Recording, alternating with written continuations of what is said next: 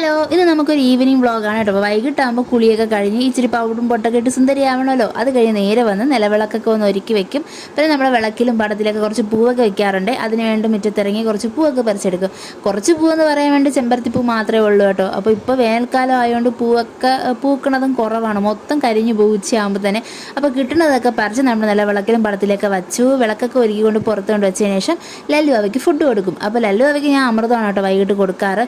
അങ്ങനെ അമൃതമൊക്കെ കാച്ചി കൊടുത്തിട്ട് ഞാനും മക്കളും കൂടെ നിലവിളക്ക് കത്തിച്ച് കുറച്ച് നേരം നാമമൊക്കെ പറഞ്ഞുകൊണ്ടിരിക്കും.